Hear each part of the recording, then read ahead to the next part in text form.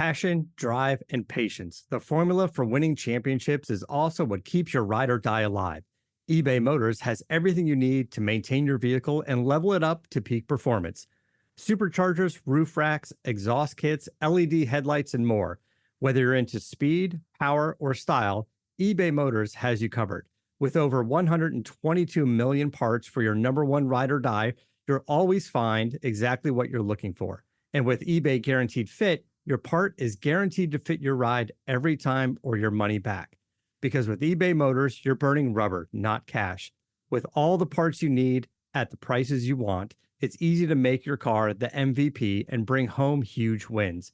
Keep your ride or die alive at ebaymotors.com. Eligible items only. Exclusions apply. See ebaymotors.com. Every team, every topic, everywhere. This is Believe. Hello and welcome to Gegenpressing, the Bundesliga podcast. I'm Manu, he's Stefan Bienkowski, and Stefan, after Uli called both you and me about the Bayern job, we both had to decline. It looks like they finally found someone to do it. As we record this, Vincent Kompany has landed at the private airport outside of Munich. How do you feel about all of this? I mean, it feels like we've been doing this Bayern coaching search for the better part of 6 months now. How do you feel about this finally coming to a conclusion?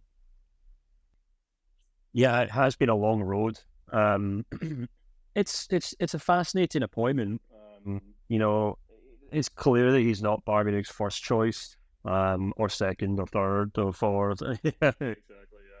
Yeah. That's obviously the running joke, but I think the head coach they've ultimately landed on is an interesting one. I actually did a quick video on my YouTube channel the weekend, just put it all together after obviously my newsletter on it last week, and I think, like, on paper, he's a smart appointment tactically. They've obviously, it's obviously clear that this is, an appointment that Max Eberl has really pushed for, and you can understand why. He ticks a lot of the boxes. He's a young, exciting head coach, and he's kind of been schooled in the Pep Guardiola style of football.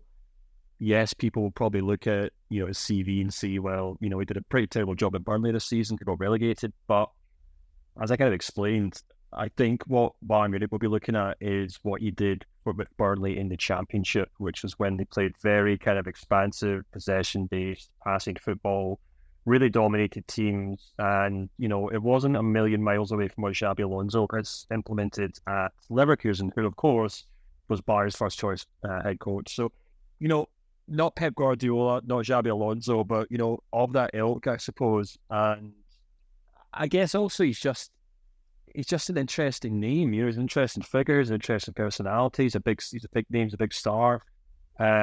He's a young guy trying to make his name in management, and I think that's someone that Bayern Munich fans can get behind rather than just the same old faces of I don't really know, but for example, Ralf Rangnick doesn't really inspire a huge amount of interest for Bayern Munich fans. Now that Thomas Tuchel, for a lot of Bayern fans, they want to cut the ties with that. Maybe even make an argument that Hansi Flick coming back wouldn't really change things either. So it's imaginative, it's interesting, and on paper it could work. Yeah, on paper it could work. I think it's his resume is quite fascinating, isn't it? I spoke to a couple people, or a couple of our Transfermarkt colleagues who followed his career a little bit closer than I have. Our colleague Ben, a little more, for example, right, who knows a lot about the English game, and he pointed out that 101-point season for Burnley in the Championship. And then I spoke to Bart Tamsin, our colleague in Belgium, for Transfermarkt, and he followed his career in Anderlecht. And the thing that I walked away with, first and foremost, when I typed up this article, which is still on Transfermarkt, is that when he is the big fish in the pond with his club, he's actually done quite well, right? Like Burnley in the Championship, they dominated there. But the moment resources are a little tight, then his football doesn't quite work because he plays this really dominant possession style based football that we know from Pep Guardiola. And, that, of course, means that, and he's very much married to that kind of style of football too, right? Not the most flexible in that regard. And so that when you try to play dominant football and you don't have the pieces for it, it very quickly can go sideways, which is, I think, really interesting because, of course, now at Bayern Munich, he will have the resources to implement that style of game eventually. I say eventually, Stefan, because I think now that they have a head coach, and again, as we record this, he's just arriving in Munich. He's now headed to the Sebener Straße to sign his contract. And we assume the presentation will be very, very soon. I'm not sure that he has the pieces yet to actually make this work at Bayern Munich. And I think this is really where Max Eberl and Christoph Freund had to win the debate with the older personalities at the club, Karl-Heinz Rummenigge and almighty Uli Hoeneß, right? And sort of pushing through this appointment and getting them on board on agreeing to sign a very young head coach, 38, someone who comes from a very,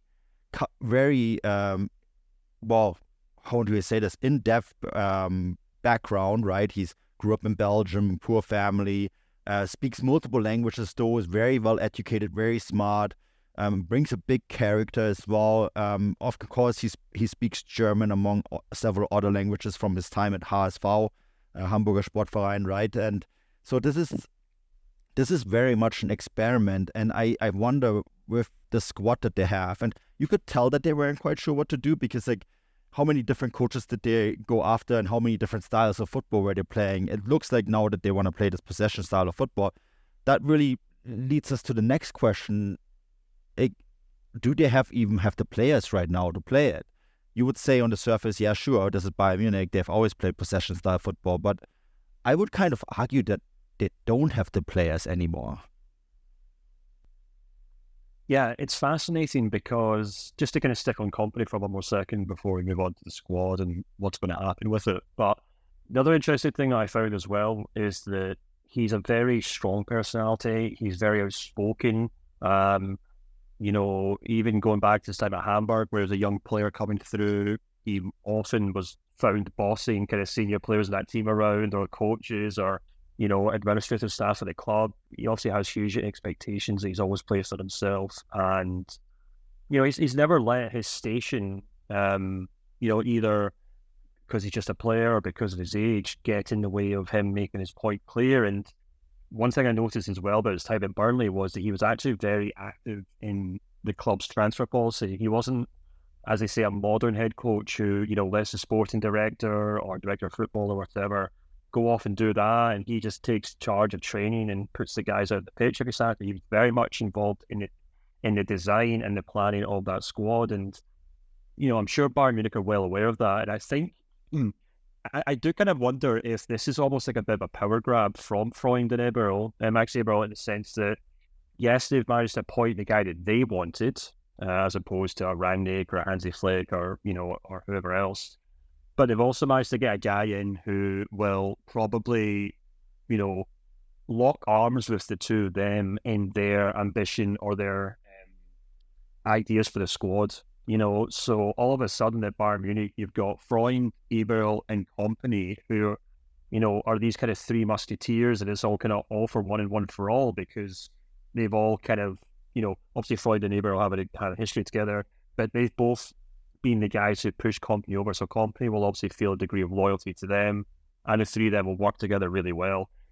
And even just that in itself is such a notable departure from how Bayern Munich have been in the past, where you've had you've had Thomas Tuchel going head to head directly with Hoeneß because the guys in between have no kind of link or responsibility to either. We had some bizarre situations this season where Max Eberl's basically been interviewed before or after games, and he's just kind of left rolling his eyes and shrugging his shoulders at the latest comments from Hoeneß or Tuchel. He's like, not my circus, not my monkeys sort of thing, and and then obviously you go further back and you had Nagelsmann, who really butted heads with Salihamidzic and Oliver Kahn, and obviously the same was the case with Hansi Flick. So that in itself is good news. Whether Kompany's a good head coach is up for debate, and you know, if they can turn the squad around is up for debate. But the fact that Bayern will have some structure and they'll have that 3-man team who are all there on the same page together is already a huge change from the kind of chaos we've had